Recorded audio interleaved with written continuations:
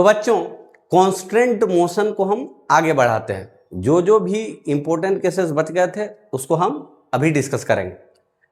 तो अभी एक प्यारा सवाल आप देखिए, यहाँ पे एक्सेलरेशन ऑफ ए और एक्सेलरेशन ऑफ पुली के बीच में रिलेशन एस्टेब्लिश करना है। वैसे ही हम वेलोसिटी ऑफ ए और वेलोसिटी ऑफ पुली के बीच में भी रिलेशन एस्टेब्लिश कर सकते हैं। तो यहां भी दोनों सेम डायरेक्शन में जा रहा है। अगर पुली इधर जा रहा है तो ए भी इधर जाएगा। पुली की एक्सेलरेशन इधर है तो ए की भी एक्सेलरेशन इधर होगी। पुली की वेलोसिटी इधर है, ए की भी वेलोसिटी इधर होगी। इस केस में हमको ये पता है, ठीक है। तो यहां पर लेंथ ऑफ जो स्ट्रिंग होगा वो कांस्टेंट होगा। तो लेंथ ऑफ स्ट्रिंग क्या होगा भाई, ध्यान से देखते हैं। यहां पर हम क्या करेंगे, ये हो गया पोजीशन ऑफ ए और ए हो गया पोजीशन ऑफ पुली। तो पोजीशन ऑफ ए और पोजीशन ऑफ पुली के टर्म्स में हम लेंथ ऑफ स्ट्रिंग लिखेंगे। तो यहां से यहां तक length of string XP plus यहां से यहां तक, मतलब यहां से यहां तक,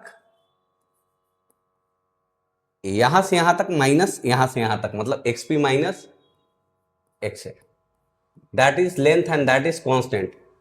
तो 2xp minus X A is equal to constant. अब दोनों तरफ हम टाइम के रिस्पेक्ट में डिफ्रेंशिएट कर देंगे। तो 2vp minus V A is equal to 0, यानी vp इज इक्वल टू क्या आ गया, va बाई 2। अगर फिर से हम टाइम के रिस्पेक्ट में डिफ्रेंशिएट कर दे दोनों साइड, तो acceleration of pulley is equal to acceleration of A by 2 आ जाएगा। अब यहां पे आप ध्यान से देखिए, इसको हम ऑब्जर्व करके एनालाइज करके रिलेशन पता करने की कोशिश करते हैं। तो यहां पर आप देखिए, अगर ए जो है आगे की तरफ डी ए डिस्टेंस चलना चाहता, डी ए डिस्टेंस, तो रस्सी कितनी रिलीज होती, स्ट्रिंग कितनी रिलीज होती, डी ए के बराबर रिलीज होती। ये अगर डीपी के बराबर आगे चलना चाहता, ये पुली, तो इसको कितना रस्सी चाहिए था, नीचे से डीपी ऊपर से डीपी, यानी कि 2dp चाहिए था। यहां से अपने को क्या समझ में आया कि distance travelled by pulley is equal to distance travelled by A divided by 2। मतलब पुली ए से आधा डिस्टेंस चल रहा है, सेम डायरेक्शन में चल रहा है, डिस्प्लेसमेंट आदि है, इसलिए वेलोसिटी भी आदि है, इसलिए एक्सेलरेशन भी आदि है, क्योंकि सेम डायरेक्शन में चल रहा है, डायरेक्शन का पता हो गया है, ठीक है। ये तो इजी केस है। यहां पर आगे बढ़ते हैं। तो कभी कभी ऐसा होगा कि दोनों का डायरेक्शन ना सेम होगा ना ऑपोजिट होगा, तो उस केस में बस हम ऑब्जर्व करके ही पता कर सकते हैं। तो यहां पे अगर ये db डिस्टेंस चलता है तो रस्सी कितनी छूटती है, db। ये da डिस्टेंस चलता है तो रस्सी कितनी चाहिए, da।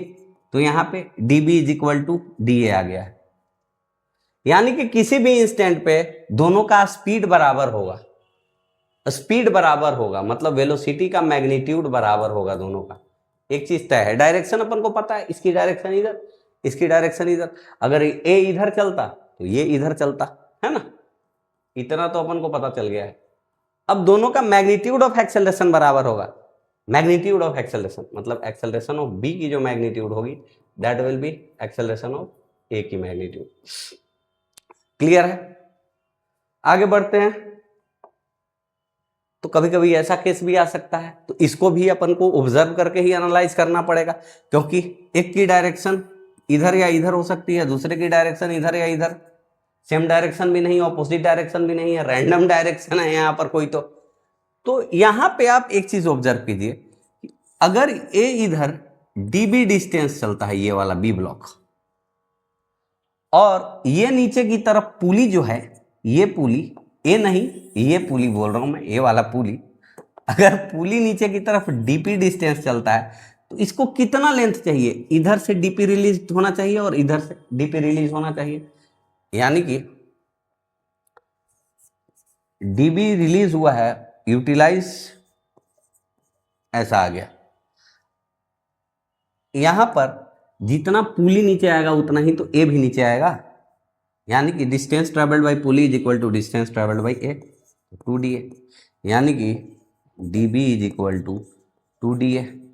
यहाँ से क्या समझ में आया कि distance travelled by A is equal to distance travelled by B by, किसी भी छोटे से भी टाइम इंटरवल में, किसी भी टाइम इंटरवल में, तो अगर ये वाला रिलेशन आ गया, इसका मतलब किसी समय स्पीड ऑफ ए जो हो जाएगा, मतलब magnitude of velocity of A, that will be equal to speed of B by 2। Magnitude of acceleration of A जो हो जाएगा वो हो जाएगा magnitude of acceleration of B divided by 2। तो यहां पर ये दोनों इंपॉर्टेंट केस हमने कर लिया है। तो यहां पर हम एक और ही इंपॉर्टेंट केस डिस्कस करने वाले हैं। यहां देखिए अपने पास दो ब्लॉक्स हैं बी और ए। यहां पर एक स्ट्रिंग के द्वारा कनेक्टेड है और स्ट्रिंग पुली से पास हो रही है। यहां पे इंपॉर्टेंट बात यह है कि स्ट्रिंग जो है दोनों ब्लॉक्स के डायरेक्शन ऑफ मोशन के साथ कोई रैंडम एंगल बना रहा है। तो जब भी ऐसा रैंडम एंगल बने तो हम क्या करते हैं, सबसे पहले यहां पे आइए आप, ये जहां पे कनेक्टेड है स्ट्रिंग ब्लॉक ए से, वहां पे एक पॉइंट बनाइए। ये क्या हो गया, एंड ऑफ द स्ट्रिंग इस साइड, और ये वाला क्या हो गया, एंड ऑफ द स्ट्रिंग इस साइड। तो इस एंड ऑफ स्ट्रिंग की वेलोसिटी क्या होगी, जो ए से अटैच्ड है, इस एंड की वेलोसिटी या एक्सेलरेशन वही होगी जो कि ए की वेलोसिटी या एक्सेलरेशन। इस एंड ऑफ स्ट्रिंग की वेलोसिटी और एक्सेलरेशन कितनी होगी, जितनी ब्लॉक बी की वेलोसिटी या एक्सेलरेशन। इतना तो क्लियर है। अब हम क्या करते हैं कि इस एंड के वेलोसिटी का कंपोनेंट हम स्ट्रिंग के अलोंग पता करते हैं और उस कंपोनेंट का मैग्नीट्यूड यहां लिख देंगे। तो यहां पे अब हम लोगों को पता है कि इधर इसकी वेलोसिटी v है, इस डायरेक्शन को पॉजिटिव मान के चलो। तो यहां पर va cos अल्फा हम लिख देंगे, मैग्नीट्यूड वाइज भी वही हो जाएगी, पॉजिटिव हम लिख दे रहे हैं सब चीज को। अब इस एंड के वेलोसिटी का कंपोनेंट स्ट्रिंग के अलोंग, यहां पे अगर बीटा है तो ये भी एंगल एक्चुअली कितना होगा, बीटा होगा। तो ये हो जाएगा VB cos बीटा, यहां पर VB cos बीटा। अब दोनों एंड्स के वेलोसिटी का magnitude of component along the string same होगा, कहां, दोनों एंड्स पर। यानी कि यहां पे हम ऐसे लिख सकते हैं दोबारा, VA cos alpha is equal to VB cos beta. फिर से समझ लो, यहां पर इस एंड का magnitude of component of velocity along string और इस एंड का magnitude of component of velocity along string, यहां पे इधर जा रहा है तो यहां पे इधर जाएगा, तभी तो मैनेज हो पाएगा लेंथ। यहां पे अगर इधर रिलीज हो रहा है तो यहां पे इधर होना पड़ेगा, यानी इस एंगल के साथ, ये तो बीटा एंगल है। अब समझ में आ गया होगा। वही अगर इसकी एक्सेलरेशन ऑफ ए इधर होती, इसकी एक्सेलरेशन ऑफ बी इधर होती, तो हम क्या लिख देते, हम लिख देते हैं यहां पे acceleration of A cos alpha is equal to acceleration of B cos beta. यहां तो आराम से आ गया है ना, क्योंकि सिंपली ये पॉजिटिव डायरेक्शन है, नेगेटिव डायरेक्शन पॉजिटिव में ही दोनों है, तो direct magnitude of component of velocity और acceleration of the ends of the string along the string आ गया है कि नहीं। यहीं पे एक क्वेश्चन इसी से फ्रेम कर दिया है, मैं प्योर सेंटेंस आपके लिए लिख दूंगा यहां पर, और क्वेश्चंस प्रैक्टिस करेंगे तो आराम से सीख लेंगे, है ना। यहां पे देखिए, तो if VA is equal to 15, तो 15 cos 53 degree must be equal to VB नहीं पता है cos 37 डिग्री, यानी कि 15 into 3/5 is equal to VB into 4/5, यानी कि 9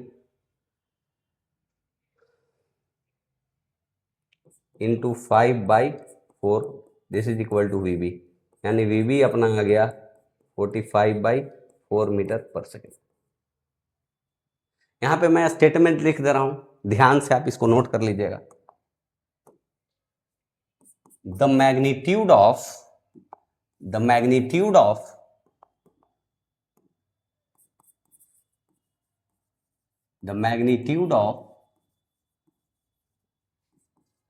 component of velocity or acceleration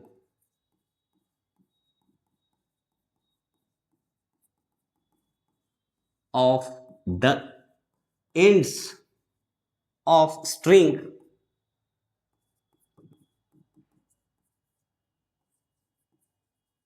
along the string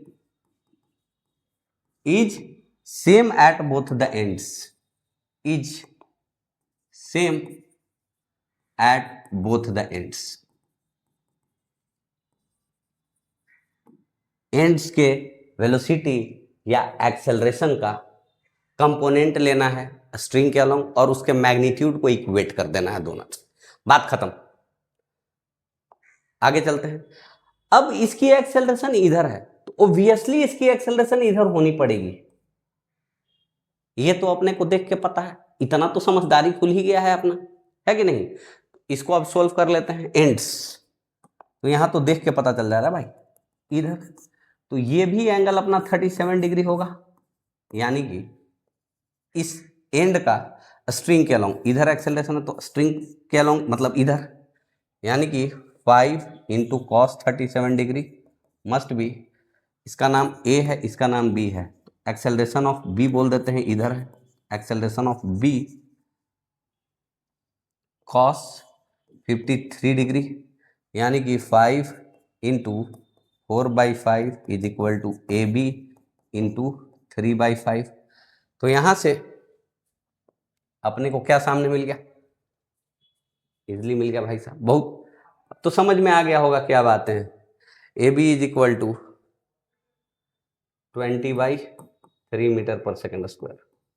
हमने क्या किया है, एंड का इसके अलोंग ले लिया, ए बी था तो ए बी कॉस 53 इधर हो जाएगा, चूंकि cos 53 भी पॉजिटिव ये भी पॉजिटिव, तो डायरेक्ट मैग्नीट्यूड वाइज ही आ गया यहां पर, है कि नहीं। यहां पे आप ध्यान से देखिए, यहां पर ये जो रिंग है ये तो बॉन्ड है कि इधर ही मूव करेगा, है कि नहीं। तो इसकी एक्सेलरेशन ए आर अगर इधर है तो इसके एक्सेलरेशन की कंपोनेंट इधर कितनी हो जाएगी, और कॉस थीटा भी पॉजिटिव है, इस डायरेक्शन को पॉजिटिव मान के चलिए, मैग्नीट्यूड ही मान लीजिए कि इधर ए आर है। इतना तो कॉमन सेंस हो गया होगा यहाँ पे आपका कि यहाँ पे ए आर कॉस थीटा अगर मैग्नीट्यूड वाइज आप लिखिएगा, और ये तो इधर ही मूव कर रहा है मतलब एंड के अलोंग ही मूव कर रहा है, मतलब एंड के साथ तो एंड के अलोंग ही मूव कर रहा है, मतलब डायरेक्शन ऑफ मोशन और स्ट्रिंग के बीच में 0 डिग्री बन रहा है, मतलब ए कॉस 0 डिग्री लिख दो या मत ही लिखो, यानी यहाँ पर ए जो आ गया ए आर कॉस थीटा आ गया। मेरे को लग रहा है कि अब आपको क्लियरली समझ में आने लगी है चीजें। इसका एक्सेलरेशन इधर है, इसका कंपोनेंट इधर लेंगे तो मैग्नीट्यूड ऑफ कंपोनेंट भी डायरेक्टली ही लिख देंगे। ये तो स्ट्रिंग के डायरेक्शन में ही एक्सेलरेट कर रहा है तो कॉस 0 डिग्री है ना। तो अभी तक जो भी हमने पढ़ा है वो स्ट्रिंग के लिए पढ़ा है, अब हम रॉड के लिए पढ़ेंगे। तो यहां पे एक रॉड है और रॉड क्या है, ऐसे स्लाइड कर रहा है, ये वाला एंड फ्लोर के अलोंग स्लाइड कर रहा है, ये वाला एंड वॉल के अलोंग स्लाइड कर रहा है, ये नीचे आ रहा है ये इधर जा रहा है, इसमें भी दिखाया गया। अब इसका स्पीड अगर va है और इसका स्पीड अगर vb है तो va और vb में रिलेशन कैसे पता करें। तो भाई यहां रॉड भी इनएक्सटेंसिबल है, तो जब भी इनएक्सटेंसिबल रॉड या स्ट्रिंग का केस आ जाए तो फिर से ध्यान से वेलोसिटी की कंपोनेंट दोनों एंड्स पे आप रॉड के अलोंग पता करो और उसका मैग्नीट्यूड पता करो, और magnitude of component of velocity of both the ends of the rod along the rod को इक्वेट कर दो। नहीं समझ में आया, अभी समझ में आ जाएगा। ये देखो ये 90 माइनस थीटा हो जाएगी, अगर ये वाला थीटा है तो ये 90 माइनस थीटा हो जाएगा ऑफ कोर्स। इसकी स्पीड vb है तो यहां पे हम लिखेंगे vb, डायरेक्शन पता चल गया है इसलिए कंपोनेंट की मैग्नीट्यूड हम डायरेक्ट लिख देते हैं, V B cos 90 minus theta. Of course ये इधर जाएगा, इसकी डायरेक्शन ऑफ मोशन इधर है, ये वाला एंगल तो थीटा बन रहा है भाई, सबको पता है। इधर इसकी स्पीड है वी ए, तो वी ए कॉस थीटा, यानी कि वी ए कॉस थीटा, यानी कि V B sine theta is equal to V A cos theta. यानी यहां से अपने पास रिलेशन आ गया, क्या आ गया भाई, कि V A is equal to V B sine theta by cos theta, यानी कि वी बी टेन थीटा। एक और तरीका है इसको सोल्व करने का, तरीका मैं बता रहा हूं आपको, आप ध्यान से समझिएगा। मान लिया जाए कि ये ओरिजिन है, वो थोड़ा किस कलर से, इस कलर से, इस एंड की पोजीशन है एक्स ए और इस एंड की पोजीशन है वाई बी, ठीक है। तो ये लेंथ इतना कितना हो गया एक्स है, और ये वाला लेंथ कितना हो गया वाई बी। तो यहां पे इस रॉड का लेंथ तो कांस्टेंट रखना है, मतलब X A square plus Y B square is equal to length square. दोनों तरफ हम टाइम के रिस्पेक्ट में डिफ्रेंशिएट कर देते हैं, तो 2x A D X A by D T plus 2y B D Y B by D T must be equal to 0। अब D X A by D T यहां पे x से बढ़ रहा है, तो D X A by D T positive होगी। Velocity of A है D X A by D T, मतलब ये वाला एंड, इस एंड का नाम ए है, इस एंड का नाम बी है। तो एंड ए की वेलोसिटी को हम एंड ए का स्पीड भी डायरेक्टली लिख सकते हैं, तो यहां पे 2x A V A direct, plus minus sign से हम वेलोसिटी स्पीड लिखेंगे। इंडिपेंडेंटली देख लेना, इसका इंडिपेंडेंटली देखना है, इसका इंडिपेंडेंटली देखना है। प्लस माइनस से इन दोनों के बीच में कोई कनेक्शन नहीं है, इसका इंडिपेंडेंट है, इसका इंडिपेंडेंट है। इसका माइनस आ जाता मतलब इधर वेलोसिटी हो जाता, इसका माइनस मतलब इधर वेलोसिटी, इसका प्लस मतलब इधर वेलोसिटी, दोनों को इंडिपेंडेंटली देखना है यहाँ पे।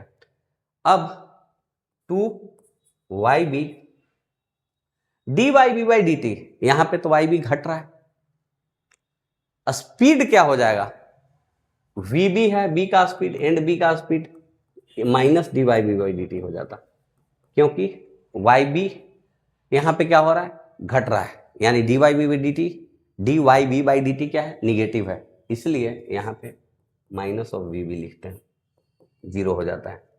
2 कॉमन आ गया, ठीक है। यहां से अपन को क्या समझ में आ गया कि V A is equal to Y B by X A into V B, मतलब V A is equal to Y B by X A क्या है, वाई बी इसका लेंथ है, एक्स ए इसका लेंथ, मतलब कि tan थीटा, यानी कि V B into tan theta. कितना क्लियर है? यहां पे ये सवाल भी बहुत आराम से हो जाएगा, इसमें अब ज्यादा दिमाग ही नहीं लगाएंगे। ये 30 डिग्री हो जाएगा एक्चुअली। अब ये 10√2 से इधर जा रहा है, तो इसका स्ट्रिंग के अलोंग कितना हो जाएगा, ये 45 डिग्री, यानी कि 10√2 cos 45 डिग्री इस एंड पे हम लगाएंगे।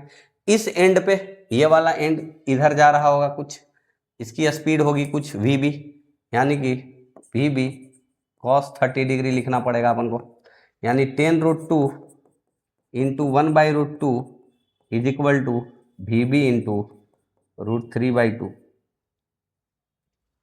अब यहां पर आप ध्यान से देखिएगा, तो 10 इंटू 2/√3 यही क्या आ जाएगा, वी बी आ जाएगा, मतलब V B is equal to 20/√3 metre per second. अब आप बाय डिफॉल्ट इन चीजों को आराम से सोल्व कर सकते हैं। तो यहां हम नॉर्मल कांस्टेंट देखने वाले हैं। अब नॉर्मल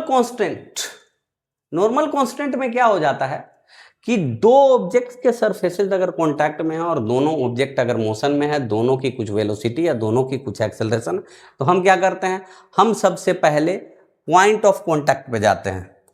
तो इसका एक पॉइंट ऑफ कांटेक्ट ले लेते हैं और इसका भी जो कॉमन पॉइंट ऑफ कांटेक्ट है वो ले लेते हैं।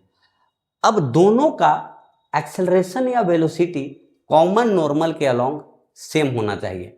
मींस वेलोसिटी और acceleration in case of contact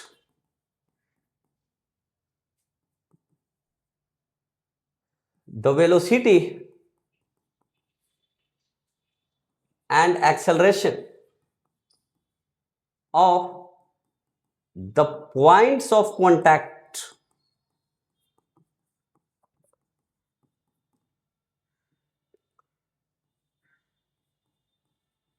along the normal should be equal. In the case of contact, the velocity and acceleration of the points of contact along the normal should be equal. यानी कि ये वाला point मान लो कि ए object का एक point है, इसको बोल देते हैं ए डैश, और बी वाले ऑब्जेक्ट के सरफेस के इस पॉइंट को, ये ए डैश और बी डैश कॉन्टैक्ट में है। कोई भी दो पॉइंट ले लो, जनरल पॉइंट। अब कॉमन नॉर्मल का डायरेक्शन क्या हो गया? ये वाला डायरेक्शन। मतलब नॉर्मल के अलोंग दोनों ऑब्जेक्ट्स की वेलोसिटी और एक्सेलरेशन सेम होनी चाहिए। तो ठीक है भाई, हम यहाँ पे क्या करते हैं कि देखो, ये हॉरिजॉन्टल डायरेक्शन है, ये 53 डिग्री है, ऑफ कोर्स ये भी 53 डिग्री होगी। ठीक है, तो हम डायरेक्शन बना लेते हैं यहाँ पे ताकि देखने में आसानी हो। तो यहाँ पे ये 53 डिग्री हमने एंगल ड्रॉ कर लिया है। अब यहाँ पे आप देखिए, दोनों ऑब्जेक्ट के लिए हम ड्रॉ करते हैं। तो भाई ये वाइट से एक को दिखाया है, एक मिनट, वाइट से एक को दिखाया है, इसकी एक्सेलरेशन इधर की तरफ कितनी है? 4 मीटर पर सेकेंड स्क्वायर। और ग्रीन से जिसको दिखाया उसका एक्सेलरेशन का डायरेक्शन वर्टिकल डायरेक्शन में ये दिखा दिया गया है। अब कितना है वो पूछ रहा है। ठीक, इसका ए है एक्सेलरेशन वर्टिकल डायरेक्शन। ठीक है, अब कॉमन नॉर्मल किधर था भाई? कॉमन नॉर्मल अपना इधर है, ये है कॉमन नॉर्मल का डायरेक्शन। तो ये अगर 53 डिग्री है तो ये भी अपना 53 डिग्री है, तो ये वाला 37 डिग्री है, ये वाला भी अपना 53 डिग्री है। ठीक है, तो नॉर्मल के अलोंग एक्सेलरेशन का कंपोनेंट इसका कितना हो जाएगा? देखो यहाँ पे हम लिखेंगे 4 इंटू कॉस 37। इसका एक्सेलरेशन इधर दिया हुआ है डायरेक्शन, इस डायरेक्शन में कितना कंपोनेंट हो जाएगा? ए कॉस 53 डिग्री, यानी कि 4 into 4/5 must be equal to A into 3/5। यहां से क्या समझ में अपन को आया? एक्सेलरेशन की जो वैल्यू आ जाएगी वो 16/3 मीटर पर सेकेंड स्क्वायर आ जाएगी। कॉमन नॉर्मल के अलोंग दोनों ऑब्जेक्ट्स के एक्सेलरेशन का जो कंपोनेंट होगा वो सेम होगा। वेलोसिटी का भी जो कंपोनेंट होगा वो कॉमन नॉर्मल के अलोंग सेम होगा। ये ध्यान में रखना है अपन को, इस बात को ध्यान में रखना है, यही काम हमने किया है। तो यहां पर एक इंपॉर्टेंट सा सवाल हम देखने वाले हैं। अपने पास एक वेज पर एक ब्लॉक रखा हुआ है, स्मूथ फ्लोर पर वेज रखा हुआ है। अब अपने को ये पता है कि वेज इधर जाएगी, इसकी एक्सेलरेशन भी इधर ही होगी। ब्लॉक वेज पर स्लाइड करेगा, पर ब्लॉक का एक्चुअल एक्सेलरेशन हम लोगों को पता नहीं है। एक्चुअल एक्सेलरेशन कैसे पता करें? सबसे पहले आप ब्लॉक का एक्सेलरेशन पता करने के लिए वेज पे बैठ जाओ। तो आप देखोगे कि ब्लॉक जो है वेज पर स्लाइड कर रही है, मतलब ब्लॉक की एक्सेलरेशन जो है वो वेज के रिस्पेक्ट में डाउन द इंक्लाइन है। तो अपन को अब ऐसे लिख सकते हैं अपन, acceleration of block is equal to acceleration of block with respect to wedge plus acceleration of wedge. अब रिलेटिव एक्सेलरेशन कैसे है? ऐसे है, ये ऐसे लिख लो इस डायरेक्शन में, यानी acceleration of block with respect to wedge, और एक्सेलरेशन ऑफ वेज तो इस डायरेक्शन में है, एक्सेलरेशन ऑफ वेज हमने लिख लिया। अब ये क्या आ गया? एक्सेलरेशन ऑफ ब्लॉक, इस एरो से आ जाएगा। एरो डायग्राम से तो हमने काम कर लिया है, पर नॉर्मल कांस्टेंट का यूज कैसे करें? यहां भी रिलेटिवली आपने देखा बैठ के, तो आपको इंक्लाइन के अलोंग रिलेटिवली चलता हुआ नजर आया है ब्लॉक भी, मतलब नॉर्मल के अलोंग रिलेटिव मोशन नहीं होगा। जब भी दो ऑब्जेक्ट कांटेक्ट में होंगे तो नॉर्मल के अलोंग रिलेटिव वेलोसिटी या रिलेटिव एक्सेलरेशन जीरो होगा, मतलब पॉइंट ऑफ कांटेक्ट का नॉर्मल के अलोंग वेलोसिटी और एक्सेलरेशन सेम होगा, जो भी पॉइंट्स ऑफ कांटेक्ट हैं। तो यहाँ पे हम दो पॉइंट्स ऑफ कांटेक्ट लेते हैं, एक इस ब्लॉक की वेज का एक पॉइंट लेते हैं पॉइंट ऑफ कांटेक्ट, और एक ब्लॉक का पॉइंट ऑफ कांटेक्ट लेते हैं बी, तो डब्ल्यू डैश बोल देते हैं, इसको बी डैश बोल देते हैं, ठीक है। इधर कहीं साइड में हम लेते हैं, ठीक है। ध्यान से देखते हैं कौन सा कलर है भाई साहब ये, तो ये वाला कलर आ गया है अपने पास, यानी कि this is B dash, this is B dash, और अपने पास एक क्या है, अपने पास एक डब्ल्यू डैश है, ठीक है। तो दोनों कांटेक्ट में है। अब इंक्लाइन का डायरेक्शन भी यहाँ पे हम दिखा दे रहे हैं, तो इंक्लाइन का डायरेक्शन है ये वाला, ये हॉरिजॉन्टल के साथ एंगल थीटा बना रहा है, ठीक है। अब एक्सेलरेशन ऑफ वेज इधर है, इसकी मैग्नीट्यूड है इधर ए डब्ल्यू। अब एक्सेलरेशन ऑफ बी हमको तो पता ही नहीं है, पर इतना तो पता है कि बी जो है वो एक्सेलरेट, जो ब्लॉक है वो इसी एक्स वाई प्लेन में एक्सेलरेट कर रहा होगा ब्लॉक। अच्छी बात है भाई, यानी ठीक है। एक बात और पता है अपने को, क्या भाई, कि इधर एक्सेलरेशन कुछ आ रहा है, तो हम मान लेंगे कि magnitude of acceleration of this block का जो एक्स कंपोनेंट के अलोंग मैग्नीट्यूड ऑफ एक्सेलरेशन आएगा, a1 इधर आ जाएगा और a2 इधर आ जाएगा। मैंने a2 को जानबूझ के निगेटिव वाई एक्सिस की तरफ रखा है क्योंकि इधर ही है भाई, और a1, ये a1 और a2 क्या है, magnitude of components of acceleration of this block along X axis and Y axis, negative Y axis के अलोंग a2 और पॉजिटिव एक्स एक्सिस के अलोंग a1, मैग्नीट्यूड माना है, मतलब a1 ग्रेटर देन जीरो माना है और a2 भी यहाँ पे हमने ग्रेटर देन जीरो माना है।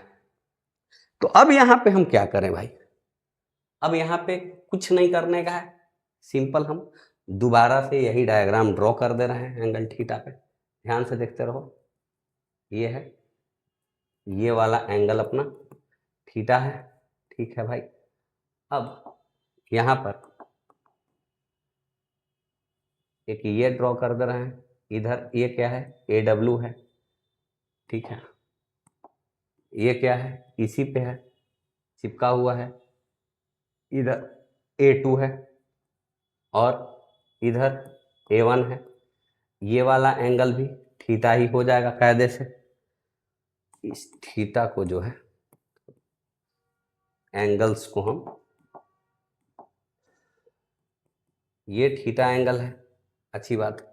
यहाँ पे नॉर्मल का हम एक डायरेक्शन दिखा देते हैं कि नॉर्मल बनाना बहुत जरूरी है, नॉर्मल टू द इंक्लाइन का डायरेक्शन। तो ये थीटा है, तो डॉट से 90 माइनस थीटा है, तो ये भी थीटा है, तो ये भी 90 माइनस थीटा है, डॉट का मतलब 90 माइनस थीटा, ठीक है। अब ये भी क्या है, यहाँ पे 90 माइनस थीटा है। तो इस वेज का नॉर्मल इधर, नॉर्मल के अलोंग मतलब इधर वेज का, ये नॉर्मल है ना, ये नॉर्मल है ना, तो वेज का नॉर्मल के अलोंग इधर आ रहा है acceleration A W cos 90 minus theta, A W cos 90 minus theta, इस वेज का इधर आ रहा है A W cos 90 minus theta.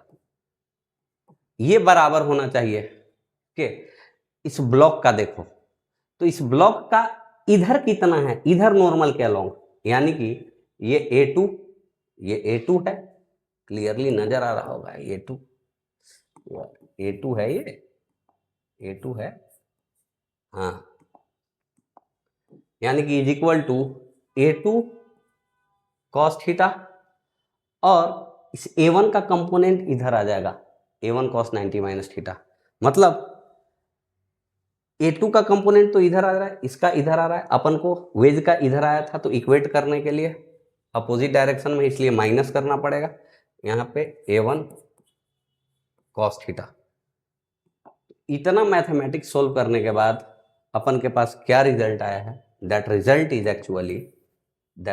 Is, ध्यान से आप देखिए कि AW acceleration of veg sine theta, magnitude wise comparison करना है, A2 cos theta minus A1, यहां पे A1 cos 90 minus theta, kindly correct it, this is mistaken. A1 was making 90 minus theta with this normal direction, और इधर normal के तरफ magnitude wise wedge के acceleration component आ रहा था, मतलब A1 sin theta. So kindly correct it, यानी AW sin theta must be equal to A2 cos theta minus A1 sin theta. A1, A2 have their respective meanings. A2 is the magnitude of acceleration of this block along this direction and A1 is the magnitude of acceleration. जब भी acceleration वगैरह XY plane में नहीं हो तो X के along कुछ component मान लो, Y के अलोंग कुछ कंपोनेंट मान लो, वैसे काम कर सकते हो यहाँ पर, है कि नहीं? तो अभी के लिए इतना ही।